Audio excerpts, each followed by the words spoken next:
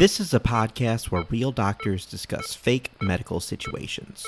That means that unless Morbius is back in theaters, this podcast is not medical advice. If you need medical advice or medical care, please contact your doctor. Hi, everybody. I'm Jackson Vane. I'm Johnny Kolasinski. You might remember me from such podcasts as Morb Money, Morb Problems, Financial Planning for the Modern Nosferatu. That's pretty good, Johnny. This is Hi Everybody, a Bad Medicine podcast where we talk about what Hollywood gets right and wrong about medicine and how the body works. You can find this podcast online on Facebook, Instagram, and Twitter at Hi Everybody MD or by visiting www.hieverybodymd.com. You can also call us, text us, leave us a message, give us ideas at 530-DOCTORB. That's 530-DOCTORB. The B stands for the easiest B I've ever used. Blood. Bad. I mean, yeah. Bats? Blood. That's even better. Blood. Bats. Battlestar Galactica. Battlestar Galactica. Dr. Greg Winter is joining us once again to discuss the Hortober classic. Yeah, he said it without us prompting him. Yeah, because this was a horrible movie. We're discussing Morbius. It was not horrible. It was not good, but horrible is... It's all relative. It is. Also, can I say that after seeing Hortober written, maybe it's a little aggressive. I think it should clearly have two R's. Yeah, probably. Noted. And definitely next time don't spell it with a W. Oh, wow. So all of the good suggestions so far this season have come from Jackson or Greg. I picked this one, and for anyone that watched Morbius in anticipation, I wholeheartedly apologize. Dr. Lavender also picked this one, if it helps. She recommended it to me. Oh, yeah? Yeah. I also would say don't pay So to you can watch blame it on her. Okay. But definitely don't pay to watch this movie. No. Yeah, Get paid to watch this movie. This is Disney Plus, right? Netflix. Oh. Really? Yeah. Because it's Sony, not technically Marvel. Okay. But it's bad. It's bad. I mean, it's a vampire movie. Vampire movies can be great. It's technically, Name one. Technically, it's a medical vampire. Name one that isn't Interview with a Vampire. Blade 2. I was going to say Blade 2. Did you mean to say Blade 2? All right, I'll give you that. Also in the Marvel Universe. That's true. It is. Kind of. So wait, is Blade on Disney Plus right now? Not yet. No, it's not on Disney Plus because we watched it not too long ago. Blade 2, however, or the new Blade that's coming out With Mahershala Ali. is going to be like a Disney movie. I can't wait for the Disney Princess version of Blade. Mm-hmm. Well, the main thing this movie did was made me think about all the bloodborne the bleeding illnesses that I couldn't remember that were all in the same test. Like von Willebrand's disease and sickle cell anemia. All the bleeding disorder stuff. Hemophilia. Hemophilia. All the hemophilias. Spherocytosis. Yeah. All that stuff. Mm-hmm. Well, what disease did Dr. Michael Morbius Unknown have? bleeding Hell disorder. if I know, but it just makes him not able to walk. Yeah. Yeah, that was strange. And also he wasted away a lot too. Like he had no abs or any kind of Yeah, gore. that's how you know you're a superhero with a disease. You have no abs. Yeah. And He had an abiotomy. Yeah. He was also wasting away. Like he was pale as a ghost or a vampire. A lot of the bleeding disorders can cause clotting, and if you have clotting, you have ability to actually they can either cause clotting or excess bleeding, and if you get that in the wrong place, then you can get damage. So if you have it in your brain, you can get a stroke. So that's the reason why he could potentially be walking around with his two. He just had DVTs for his whole life. No, like he can have a stroke in his brain. Oh, But they would have both had to have had strokes in their brain. Oh yeah, I mean it Well, I didn't guess- it didn't make sense. No. Now, which of these blood disorders that you're discussing are the result of, quote, something missing from their DNA, and the only way to fix it is an oil change 3 times a day? so there are certain bleeding disorder or blood disorders where you might make Thalassemia. thalassemia is one. You can Boom. Mic drop. but you Please can don't drop also the mic. you can also potentially have too much blood being made where you have to get it like legitimately drained out of you. That's what is it? Not pheochromo. It's I forgot it. But there's one where you make too much blood and you have to like bleed Like basically donate blood all the time. Pheochromocytosis, is that what it is? I think so. Is that where like leeching would have actually been a good Yes. early move? Yes. Like early being 14th century move, when they diagnosed this sort of thing. Polycythemia That's vera. the one. Yeah. Polycythemia. Pheochromocytoma is a cancer. Yes. Yes. Where you make too much adrenaline, Okay. if I remember correctly. I'm not going to fight you. This was giving me like legitimate nightmares. Yeah. Like, oh my God, I remember when all of these things were on the same test and you had to know the subtle differences between like why this bleeding disorder does this and why this one is mostly expressed in women and this one is mostly expressed in men. There's like G6PD where if you eat in certain types of beans, Yeah. your blood actually starts lysing. Now, thankfully, this movie didn't go into any of this. I remembered I had a patient like that where he was totally healthy and then his parents gave him fava beans and he was just super pale. And apparently that was the thing that triggered it. It was like a board You treated question. Anthony Hopkins? Yes. After he ate some liver with the nice Chianti and fava beans, his blood started bursting. My tangent, my understanding of that scene is why those lines are in there is that those three things are indicative of if he can eat those, he's probably off his antipsychotics. Oh, yeah, I do. Oh, yeah. The SIP 450. Yeah. Or P450. One of those. I don't know. It's a thing that processes it in your liver to break down the medications. That was one of those things where like the line was more intelligent than it needed to be Yeah. for a movie about eating somebody. But there's very few things where you actually need your whole blood transfused and exchanged. One of them is if you have really bad leukemia and you have too many white cells, then you'll have like leukapheresis where they essentially just filter out your whole blood and then take it all out and then take out all the white cells so that you don't have sludgy blood. But other than that, it's really rare for you to need a full quote unquote oil change. Especially 3 times a day. Yes. If you need it 3 times a day, you're not alive anymore. Well, I mean, you could think of dialysis as kind of an oil change. Kind of, yeah. To get away, you did bring up one thing it could be. It could be like spherocytosis where your blood cells are very fragile and they burst and you need to like filter out all of the basically cell bits and potassium that has happened after your blood has lysed. But it doesn't cause your muscles to atrophy. Yeah, it was strange. They combined a lot of stuff. They basically made them look like people with chronic illness, even though they were people with bloodborne or blood illness. You know how you know they're really sick Illness. though? Crutches. The 2 crutches. Yeah. You have to use 2 crutches, and because it's oldie times, you The have to 80s. Yep, you have to use. It is wooden not crutches. uncommon for people that have these clotting disorder illnesses to also have secondary effects based on the fact that they have had a clot somewhere that was inopportune, right? You get a clot in your brain, you get a stroke, you get a clot in your arm or your leg, like you can lose partial use of it. And it would be weird that everyone with that disease had exactly the same clot pattern. Yeah, there's absolutely no reference though to what exactly. Yes, exactly. At all. We're making a lot of assumptions, but they definitely did not say what the disease was. I feel like we can narrow it down though, because which of these is cured by mixing your DNA with that of a vampire bat? Well, all of them. Okay. That's standard curative behavior for anything blood related. No, none of them.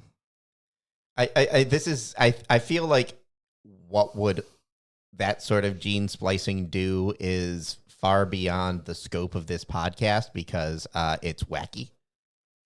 Yeah, it sounds cool. It looks cool. It looks very sciencey. He did have a science tube of bats. Mm-hmm. Or as someone mentioned or referred to it as the cash tornado of bats. How many bats can you catch? You get to keep all the bats that you catch. The rabies, however, free. Rabies is free. Oh man, Is rabies a bloodborne illness? it's transmitted through like saliva after a bite Of infected animals. But so. I think we mentioned this before. Like if you were in a room with a bat, or let's say you woke up and you saw a bat in the corner, you need to get rabies shots. Mm-hmm. It's Really? assumed that you have been bitten by a bat. Because And they're bats are jerks. and the bats are the number 1 carrier of rabies, at least in the United States. So anytime you're exposed to a bat, you need to get Or a shot. Jared Leto. Or Jared Leto, you need to get it. It's kind of like that Office episode where Meredith gets trapped with the bat in her head, you're supposed to get a rabies shot at that point.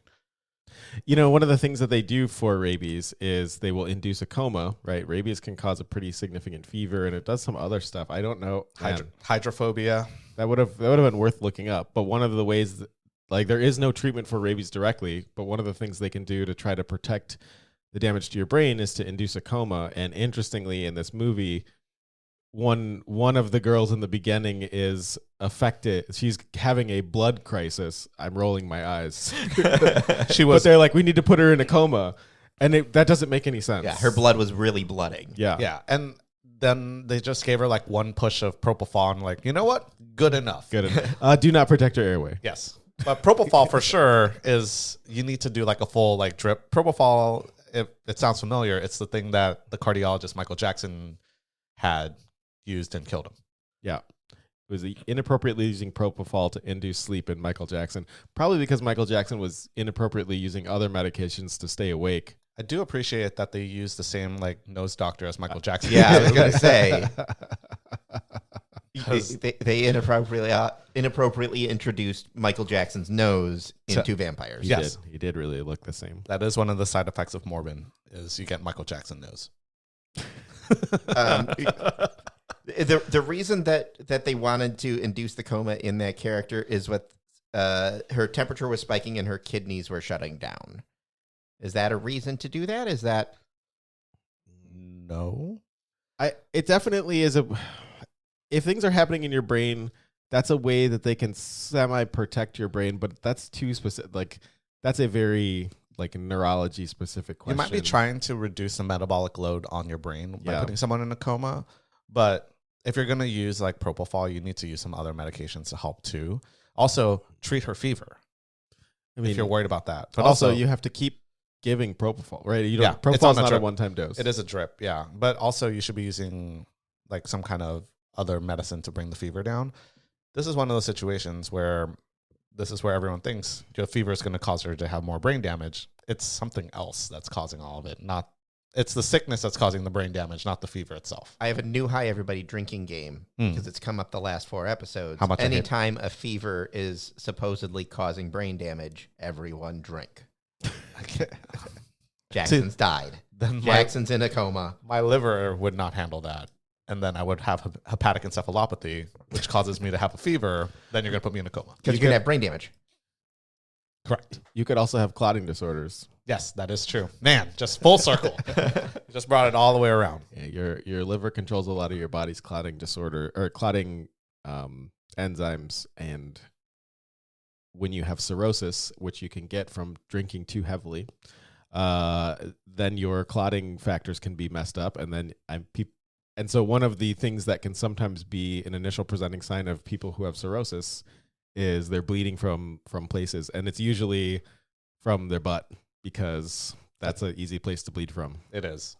They usually have GI bleeding, and then they try to they use a scope and look inside, and they can't really find it. It's just kind of generalized. Or they can have esophageal varices, which is really thick veins in your esophagus, and those can bleed really easily. Yeah. And people die from that.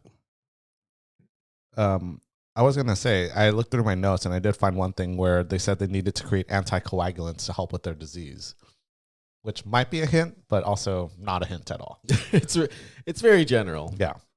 And bats, at least according to the movie, they produce saliva that has those anticoagulants. Which is true if you are whatever the blood-feeding bats are. Vampire bats? Yeah, but that's not what they're called. There's a real name for them. Morbin bats. Morbin bats, there we go. Whatever. The bats that feed on blood. But also mosquitoes and ticks also make that same kind of thing. So in order to keep blood from clotting, they have things in their saliva to make it so that the blood won't clot, so it'll flow freely. And also they have enzymes so that when they bite, they don't cause a lot of pain, is my understanding.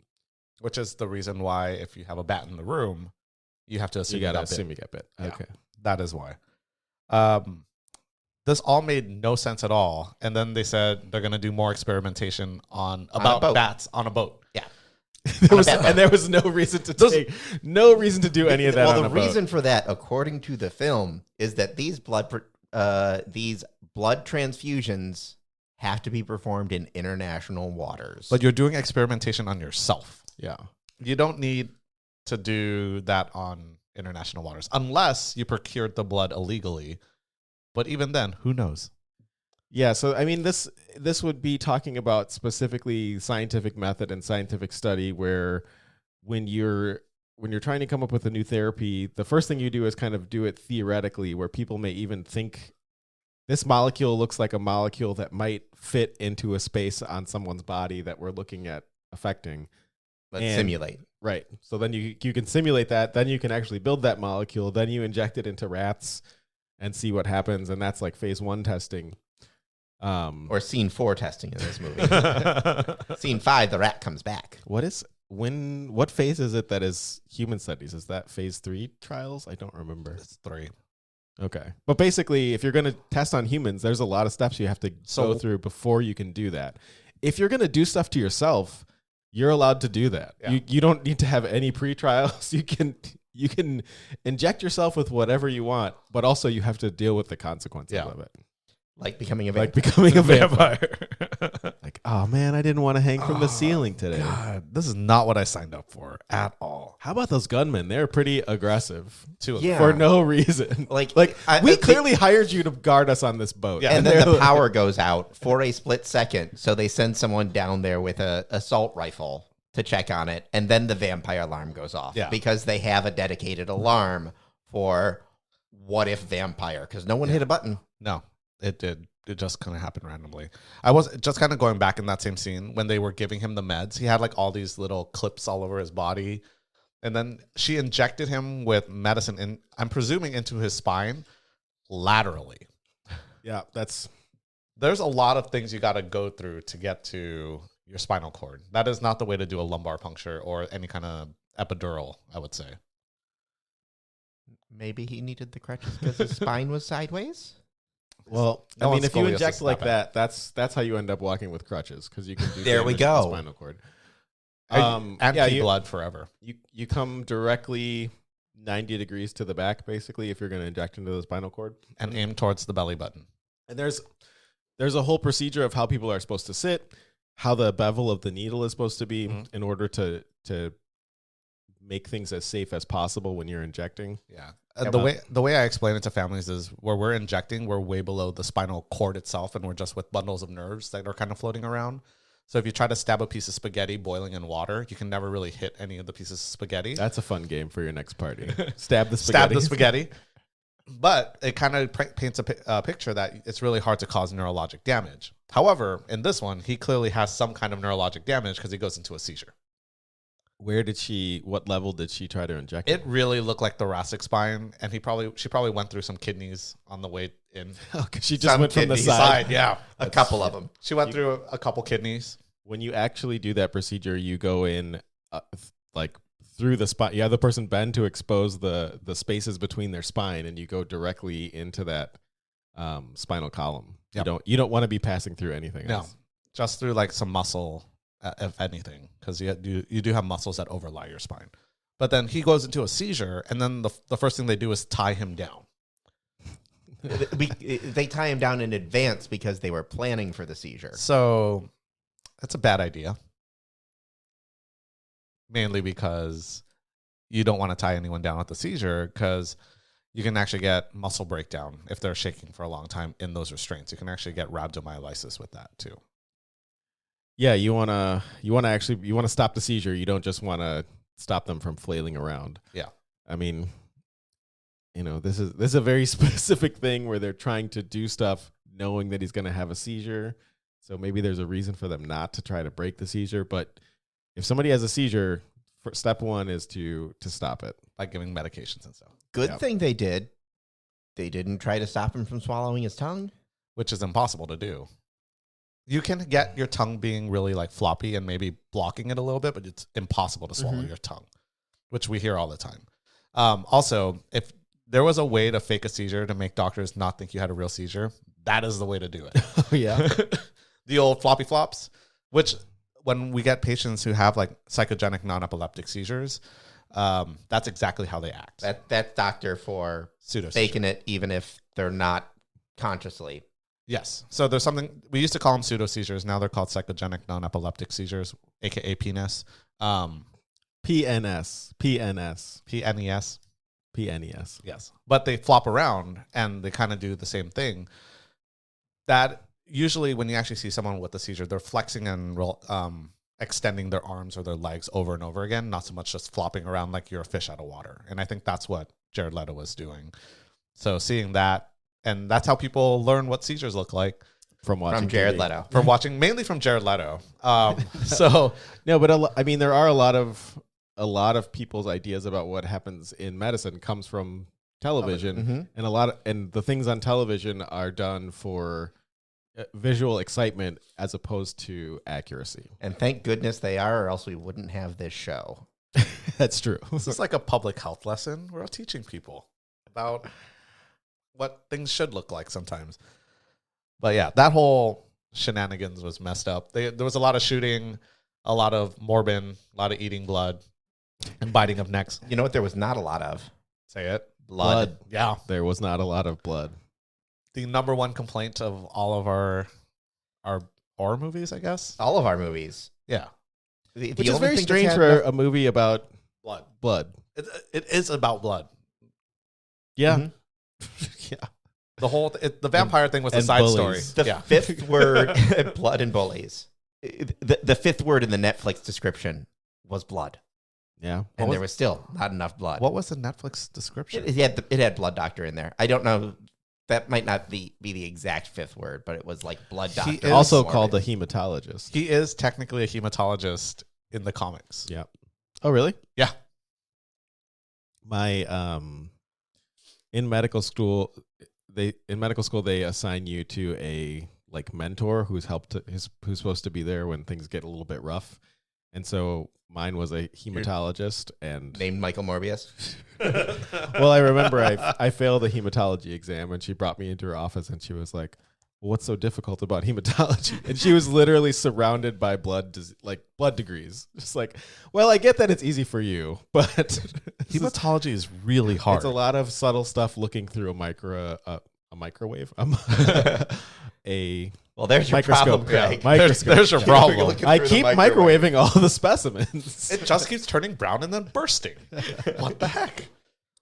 But yeah, hematology is very, very It's complex. very tough. It's not just like your blood type and that's it. Like you have various cells of various shapes. And then sometimes you have too many cells or too few cells and it causes issues. It's very difficult. Sometimes you have too many DNA. Sometimes you have too few DNA. Oh my God. The amount of times they said DNA and chimera in the first like half hour of this movie drove me insane. They were using a lot of buzzwords. They were. When is this movie set? Because when they were in like the Cider House Rules, Technically that was in Greece. that was in Greece, and like they were driving in like a 1944 Packard. You're lucky that they didn't show Mount Olympus and all that other stuff too, that Greek hospital. I honestly don't. I think they weren't sure, now to it's be modern. perfectly honest. I think it was kind of anytime foreign country. I think technically Morbius was like 70. No, I'm making that up. I honestly don't know what Morbius. He looked great for 70. Yeah, he He did did. look great for 70. It's that vampire blood. It's those bat abs. The Babs. Once you get those bat abs, you know everything is okay. I mean, that's how we knew he was okay. Who wasn't okay was his doctor friend who got knocked out and then ended up in the ICU. Mm-hmm. So did she end up becoming a vampire at the end? Yes. Yes. Like The only way to last- save her was to make her a vampire. She made herself a vampire. She bit his lip. No, she bit her lip. She bit her lip, and then okay. And then he. Ugh, I'm rolling Then my he eyes. ate her. Can you hear me rolling my eyes again? It just sounds like plastic. Just. I mean, I don't understand how she became a vampire. They only showed it for like a few seconds. Yeah, they just showed her eye going all Morby. They're just like, there will be a sequel. They can't afford it. Yeah, they already got Michael Keaton. That movie. Yeah, but so did Batgirl, Batwoman, Batgirl. It was Batgirl. Oh no, we're gonna lose some good movies. Where they literally canceled Batgirl after filming was done. Oh yeah. Yeah, they did. Well, that was WB not wanting to pay for that They anymore. had tax write-offs. Yep. But the I don't remember, Dr. The ICU. Bancroft. Yeah, Yeah. she ended up in the ICU, and he just walked in so nonchalantly into the ICU without any issues at all. And I don't know about you, Greg, but I've never been in an ICU where I didn't need to use a badge to get into it. As much as a hospital is a place where you can sort of, if you're in the right outfit and you look confident, you can kind of get to a lot of places. One of them is not the ICU. The ICU is always on lockdown. Usually you have to badge into it. And the children's ward. Those are probably the biggest places that get locked down. Other floors, they don't care. So why is it that you would have to badge into the ICU as opposed to like other departments? I don't know. The ICU is full of like really, really very, very sick patients. The sickest patients. It's the intensive care unit. So it's where kind of the most intensive care is going on. Right? I mean, so you want control, right? This is the place that potentially could be really chaotic. So you want to be able to control who goes in and who goes out.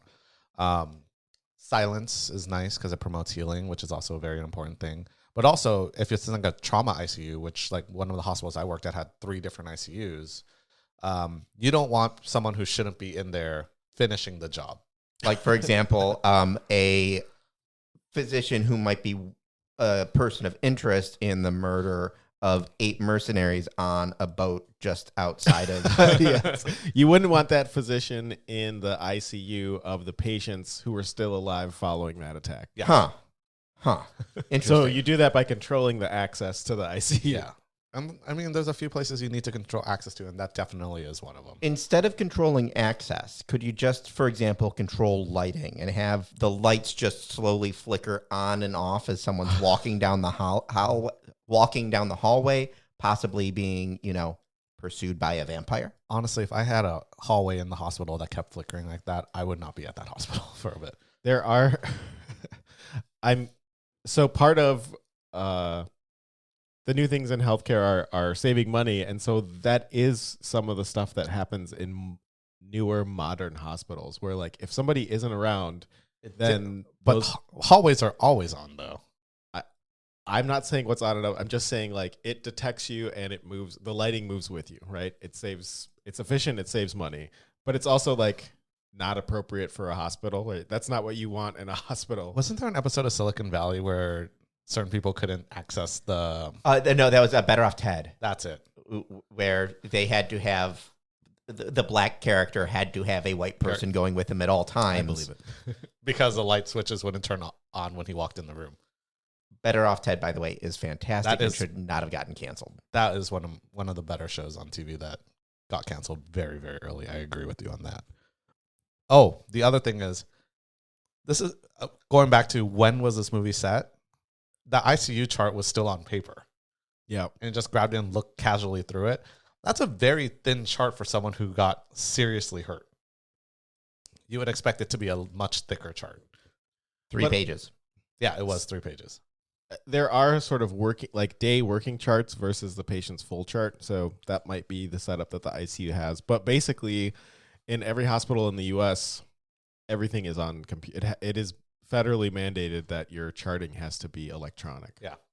Which has good and bad implications because it depends on the electronic medical chart that you have access to. Yeah. And some are better than others. Because some of them are real garbage. Some of them are purchased to be the cheapest thing that they can possibly get. The cheapest thing that meets the federal mandate. Yes. I'm not going to name any particular brands, but I have used many of them. One of which you couldn't even use a mouse. You had to just use a keyboard and tab through everything, and it really sucked when you were at the top, and the thing you needed to fix was at the bottom. It's just sitting there like tap, tap, tap, tap, you tap, can tap, shift tab, which takes you up. It doesn't work that way, which is even worse. Yeah, a lot of the more basic ones don't really function well with Windows. They're mostly on Windows. This one was DOS. A lot of the more basic ones don't even work well with the operating system that they're made for. So it becomes very, very, very difficult just to kind of do basic stuff. So like an Epic failure. Epic's pretty good though. Okay. But that was I only knew one. Yeah, I see what you did there. The one I work mostly with. We do not have that one. But I certainly miss it. That one was clearly made by people who embraced what computers could potentially do versus trying to make things look like paper. Oh, there was one scene I wanted to talk about where he wasn't feeding for a long time and he started getting his vampiric features, and he mentioned his vitals dropped. I mean, okay. What does that mean?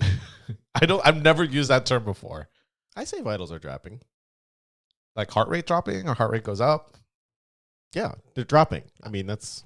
I think the only time I've ever mentioned any kind of vitals dropping is blood pressure and maybe oxygen saturation. And respiration rate.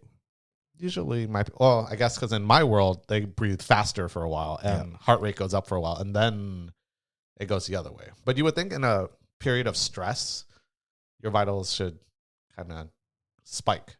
Well, it means different things. And your heart rate, especially if it goes up, that's a sign that maybe you're in pain. Even if you can't speak for yourself, your heart rate combined with things like your facial grimacing and things like that can sometimes indicate pain. Versus if your heart rate's going down, then we worry less about things like pain. Same thing for your breathing rate. If your breathing rate is elevated, 20 is considered the high limit of normal. So if your breathing's over 20, then we're like, well, what's going on in an adult?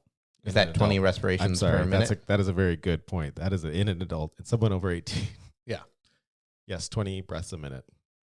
And then it gets confusing as people are getting towards the end of life. So when I'm seeing them, there's this thing called apnea where you can have these long periods where people aren't breathing. So they may have very shallow or very there's rhythmic types of breathing where people breathe shallow and then very deep and then can have these periods of apnea, and that can affect what your breathing rate is, right? Because that's just an average. But so it can look normal, but then you could have had 20-second apnea in the middle of that where people aren't really breathing, which is abnormal.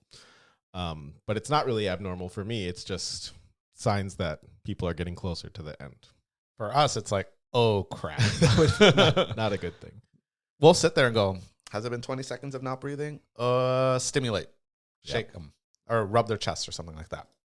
Because that's when it gets really scary, especially with babies. Because babies will breathe up to 60 times a minute, which is very, very fast. And there's a couple reasons why, and some of the reason for that is your body has multiple reasons why it decides to breathe. One of them is if you have falling oxygen levels, and one of them is if you have rising CO2 levels. So those kind of two competing things determine the pace that you're breathing at. And when your circulation is changing and your body doesn't know what's going on anymore, it's not receiving those signals properly, so your breathing patterns change. Yep. I'm trying to think, there's like Kussmaul breathing, and there's another one. Cheyne-Stokes, that's the other one. I know things sometimes. Thanks. So those are some pretty specific patterns of people breathing that indicate things might not be going perfectly on the inside. I'm like looking at my notes and I keep on writing, where's all the blood? Where's all the blood? It was eaten by Morbius. Yep. And Matt Damon. That's a Matt Smith joke. No. For people listening to this 4 years from now when House of the Dragon isn't on anymore. Fair enough. Greg, do you remember how much blood is in the human body? Like 8 liters or something? So they said 12 pints. That doesn't feel right. No, it's 5 liters. 5 liters. 5 liters. So that, I don't know why they just tossed in that random fact. I mean, you would feel that you'd want to be right if you're going to toss in there. Yeah, that seems very easily fact checked. And if you're out there thinking, well, how many pints is there in 5 liters? It's 10. There's 10 pints in 5 liters. Correct. So they overestimated? They overestimated. Okay. Yeah. But the joke doesn't work if it's, have you drank 30 beers in one sitting? Yeah. 36 is much funnier. A pint is like those little milk cartons when you were a child, right? Yeah, or a pint of beer. So 16 ounces. This is a pint. I am holding a pint. So 10 of those. 10 It's a people. 10 tall boys equals one person. All right, that's fair. Yeah. That's worth. But it's just funny that they would say something and something that is so easily fact checked. Yeah. I mean, just because I got it wrong doesn't mean it's not easily fact checked. I was guessing. Yeah, but you have writers who have access to Yes. the internet and can look up stuff. So I just thought that was Speaking of fact checking, I think we should do some fact checking. there will be there should be a whoopsies episode. Yeah, I think there should be a whoopsies episode. I think some of my friends Have pointed out some whoopsies. yes, they have. I can't wait for that episode. For our Whoopsie Wednesday. I'm willing to do it. I know this is obviously where the movie is fantasy, science fiction, comic book, whatever, as opposed to realistic. Is there anything that would result in that sort of drastic facial change? Obviously, the coloration and things, that's something we've talked about before. But, like, the weird... Leprosy. No, not structurally. Not to your bones, but definitely to soft tissue. Leprosy can. That's the only thing I can think of. And we don't even have that many cases of leprosy anymore. No, we have armadillos. very few. From armadillos, yeah. Actually, probably the thing that causes the biggest change in people's facial and body tissue is what we would, is iatrogenic, which means hospital or medical cause, and it's from the side effects of medications that we use. And the main one would be probably steroids. If you use steroids for a long time, they suppress your adrenal glands, and then you get all types of changes. And the big ones that I am remembering are you get what's called moon facies, which is your face gets much fuller. You get a humpback. You store more subcutaneous fat. The buffalo hump? The buffalo hump, yeah. So that's the big thing that can cause change to your face, but also that happens over time. That's like kind of long-term steroid. Actually, it's not really long-term. It's more medium-term steroid use. Yeah, it's like if you do high-dose steroids. It doesn't quickly. even have to be high dose. Just steroids? Just steroids. Steroids over time. And you start to see those changes. Yeah. What else was there that really grinded my gears? Oh, the freaking ferritin injection. They made ferritin antibodies, right? I don't know if it was antibodies is what they said or not. I think it was. We couldn't bear to go back and watch that scene. But it was to bind the sickness and affect the ferritin. And ferritin, if I remember correctly, is what binds to iron in your body and transports it around. I believe it's what allows iron to be pulled into cells. That's kind of my cheapo remembering, because it's like ferret in, and there's an in it. Yeah, and that's how I remember things in my school. Ferret from the Latin for iron, ferreting it in, and in from the English for in. It is the primary intracellular iron storage protein, keeping iron in a soluble and non-toxic form. It acts as a buffer against iron deficiency. Anybody and can iron read overload. I mean, yeah. But the whole making an antibody against that protein will do nothing. Also, the method of delivery made me really upset too, which I think we've talked about it in our very first episode. Way back then, yeah. Did they do? Straight to the heart. No. The old stabby in the heart. Which, I mean, it's not going to fix a heroin overdose, but, you know. Will it fix a vampire? It might. I mean, if you want a quick dissemination throughout the body, getting it in the heart would be fast. But it would also be really dumb. Yeah, because you're going to get hemopericardium and all that other stuff that I think we've talked about before, and you can potentially die. But you're a vampire. You don't. And need the goal was dying. The goal was death. Yeah. Did they kill him? Yeah. Wait, so did he die from being fixed of being a vampire, or did he die of his original illness? I mean, that's a question for the medical examiner. He still had abs, so I think. So did the needle kill him then? It's tough because he also he didn't go into his cachexic state. He went into his. I appreciate your fancy word there. Well, he did, he looked like a vampire, and then he got stabbed, and then he went to looking like the healed person. He didn't go looking into. Oh, you're right. Person. Yeah, he didn't revert back to his wimp stage. Correct. his pre-serum Steve Rogers. Yes. Free serum, Steve Rogers. But who gave him the serum in the first place? Because did he stab himself in the back? Or through the kidneys? I'm sorry. I don't know. Right? Because it took a lot of people to... Well, it took another person to give him the medicine in the first place for Morbius. Maybe it was somebody else. Maybe it was a doctor from Chernobyl, who the best actor in this film, whose name I'm forgetting. But he got surprised. So I mean, there is this thing where a show can over-explain what it's doing with medical nonsense jargon. Yes. And there's a thing where a show can under-explain it. And it's like, if you're going to be talking about blood the entire time, you just have you have to have a consistent theory of what you're doing. Yes. Otherwise, you're just like blood name, blood product, toss out artificial blood, ferritin, the blue blood, Capri Sun packets. Yeah. So that would be what hemoglobinemia would look like chocolate, not blue. It actually would, yeah. I'm just saying this fails in a different way than some other things fail. Like, this fails because and for me, often what makes very good sci-fi is that things are not explained very well, right? You are allowed to fill in the blanks yourself. Mm-hmm. But because this is trying to be so technical, it's just like you have to have some sort of theory that I can glom onto other than just saying blood. The blood is bad. We'll fix the blood. What's wrong with us, brother? The blood better. Right. Build blood better. Thank you, Joe Biden. So bad.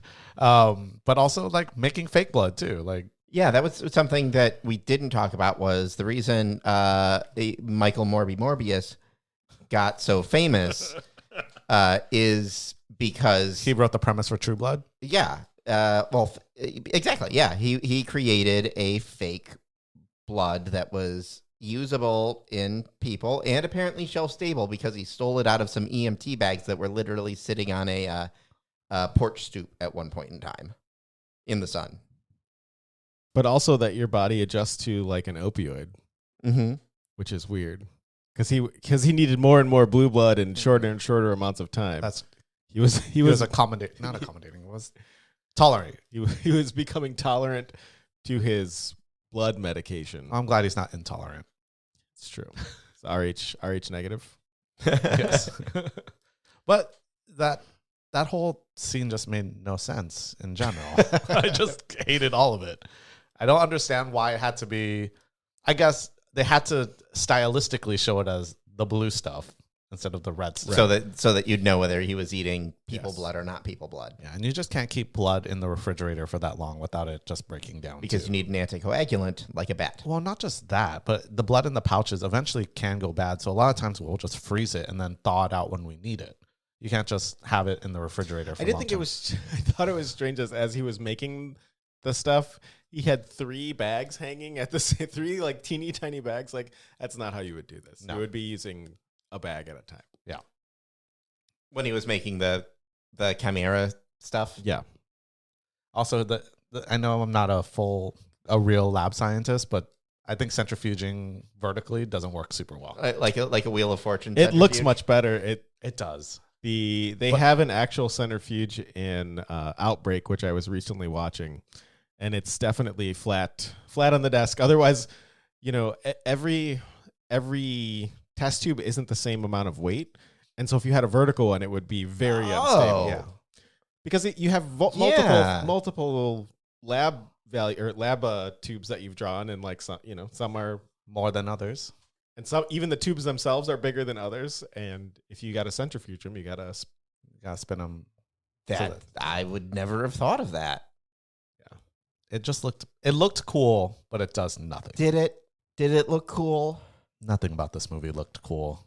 We had a centrifuge in my house growing up. There was no getting out sick in my house. It just didn't happen. Oh, you're sick, huh? Well, let's put it in the centrifuge. Let's see how thick your blood is. It looks like you're a liar. The blood tests, you're 100% lying. That scene in Outbreak is really... That's one of those other things I've had nightmares about is the guy reaching into a spinning centrifuge. Oh, and it's just like, oh no, don't do that. There's glass spinning. Yes. Spinning that will glass shatter. with blood in it. Yeah. No. Other And people's blood. potentially diseased blood. Yes. That's a no-no. Yes.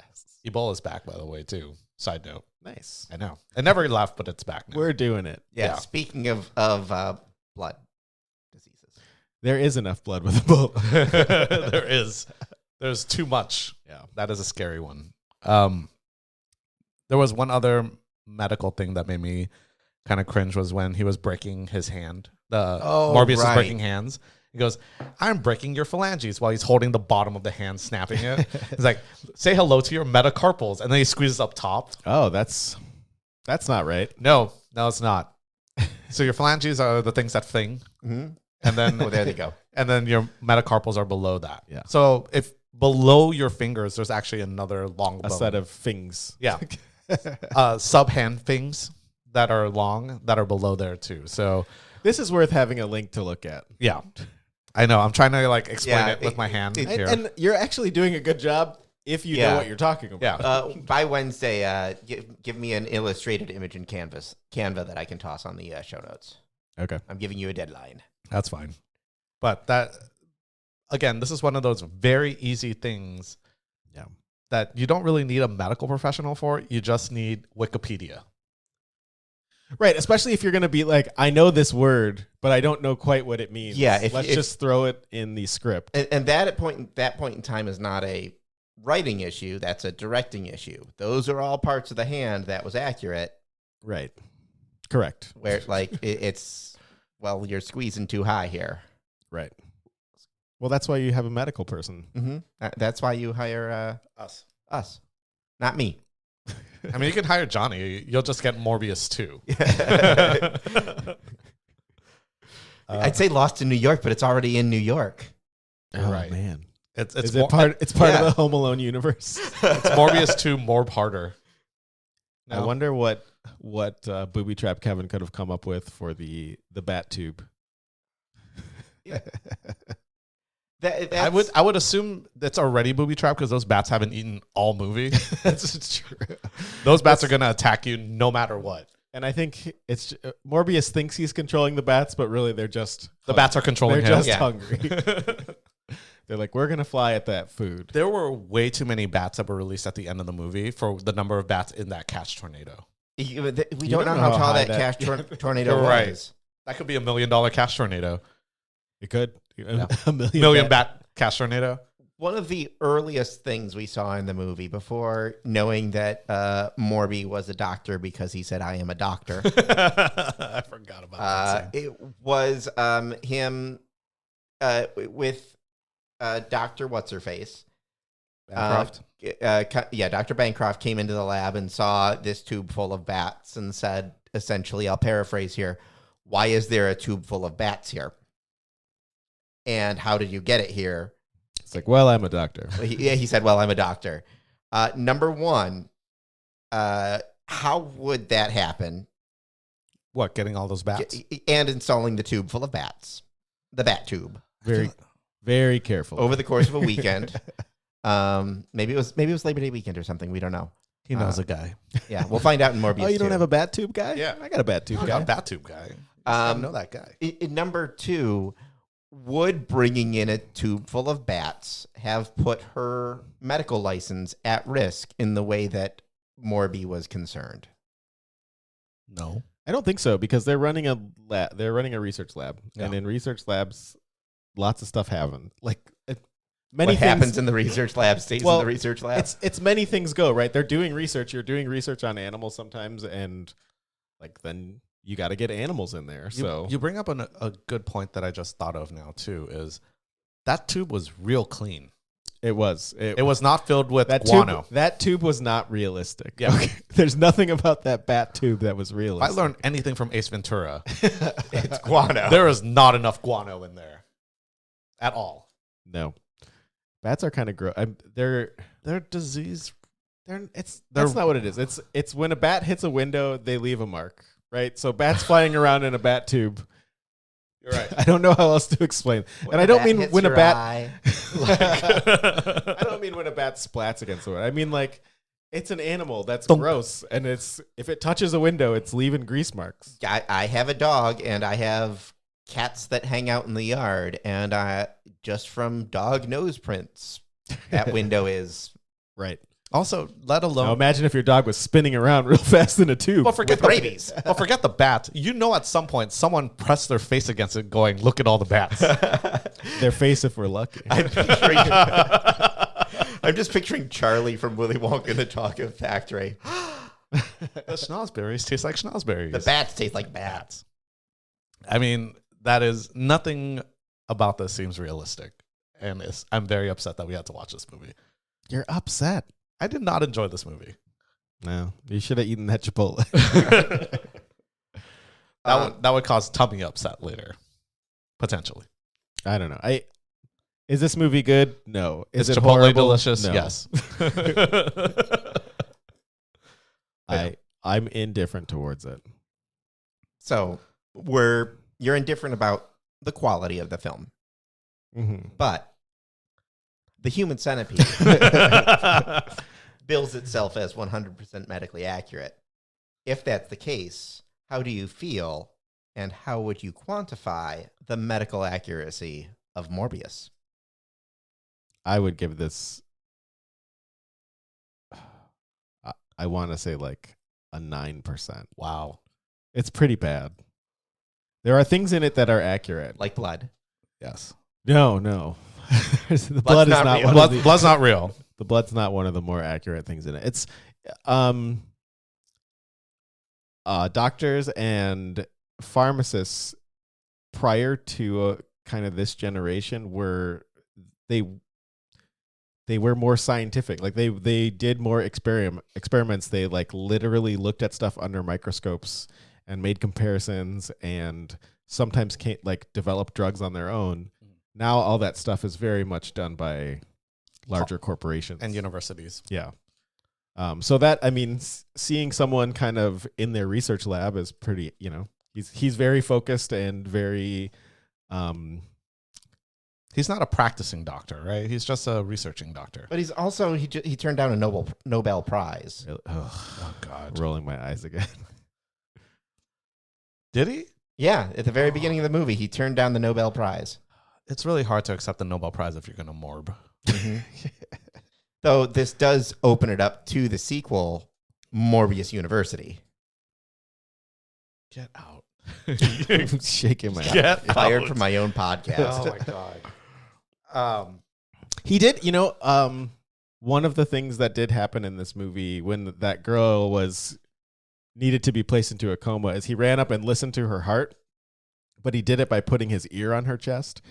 And that's the way that doctors used to listen to people's hearts. Do you know why the stethoscope was created? I did know that. That's what I was getting at. Yeah. So the reason why the stethoscope was invented is because there was supposedly a more bashful doctor who didn't want to put his ears on a large-breasted woman. And so he used a rolled-up piece of paper as like a tube and found that he could hear the heart better than if he put his ear directly on the chest. Yep. And then through time and design, we got the stethoscope as we know it today. Thanks, Puritans. Which is right, exactly. But I mean, good stethoscope is pretty crazy when you can suddenly you can hear stuff that otherwise. And now it's all like those electronic ones. Yeah. There's bat hair in your ears. Oh God, I forgot about that one. And all the echolocation that looked like he just farted really hard. It did. Yeah. It was a cool effect, but they didn't localize it properly, so it really looks like he's just farting and waiting for the smell to come back to see what angle and what speed it came back, so you can echolocate where it came from. I mean, Daredevil. So yeah, like I said, 9%, 40%. What? Actually, I can't even say that. What was our worst? It's Lucy, right? Our worst was Crank 2 with 0% but an A for effort. Followed by Lucy that's a 0% with an asterisk of you should watch Crank 2. Yeah, that was this is not a bad movie. this wasn't trying, and Did it this make me succeeded in madder than failure. Lucy, I guess, is what it comes down to. It did not make me madder than Lucy. Lucy made it's because they say everything as like such scientific fact. And this one was Now she's using 100% of her brain, and she's people transcended exploding. herself. Yeah. Fine, you've convinced me to go lower. Yeah. 20. Nah, I'm gonna go with 9%. 9 is fair for you. I think 9 is a very good number, but this movie not a very good number. And Greg, you were more okay with it than the rest of us. I mean, but you also had a nap. It's a superhero movie. That's true. That's probably why. I clearly needed a nap. The And I also don't think I missed much. No, you didn't. Surprisingly, Yeah. but this is a good entry into Hortober. It's not our entry because we did Community last week. No, I'm just saying a good one to be part of Hortober. Oh, okay. Yeah, I'll give you that. Yeah, it is appropriate for this time of year with vampires and whatnot. I just And we had fun for a while. yeah, I will say it was fun for the first hour, and then I'm like, I mean, Wait, how far? There's more. But wait, there's more. For me, that's kind of every superhero movie. They all overstay their welcome a little bit. It's like, I get it. You guys can punch. Okay. Let's have some plot. I lost it when he started flying. Yeah. But in front of a subway train for some reason. I was definitely asleep. You were asleep during the flying part. Like if you saw the flying part, you'd be like, "Come on." Can I have a recommendation for Hortober? Absolutely. I think the Happy Time Murders might fit in well for Hortober. I have not heard of that, and I'm looking. That's forward to it. it's Melissa McCarthy and Muppets, and I'm down. Okay. Have you seen it? I've watched a bit of it. It's another one that it is one. It's So I'm not a Muppet doctor, so I'm ready for this. oh, it's great. It's great, and I know one. it's Hold on. What? I know two people who worked at or at least interned at Children's Television Workshop? Yeah, CT Dub. that's also my you should childhood you theater was should also. get them to watch it. I mean, Be on the show because that's part of like the joy of it is how violent it is, but it's puppets, right? So like the horrible things that happen, and you're like, oh my god, that guy's entire body just blew up, and it's so violent, but it's a puppet. It doesn't matter. You brought up We that. should You've watch also this. brought up Beetlejuice, which I would be excited to do. I would love to do. So I think I would love that. So let's announce the rest of the lineup. We don't know which order yet. Yeah. But you know what? You'll be surprised what the next one is. I think that will be the way. yeah, to go. Stay tuned for next week. yeah, but watch either one of those movies. yeah, because they're both great. Also, the Beetlejuice musical soundtrack is great. Anyway, Also, Midsummer. also watch Midsummer and Crank 2. Yes. I might watch Crank 2 later. Thanks, folks, for listening. We will be back next week with more Scary Tober with 2 Hortober. Rs. Hortober. Okay, bye. Bye.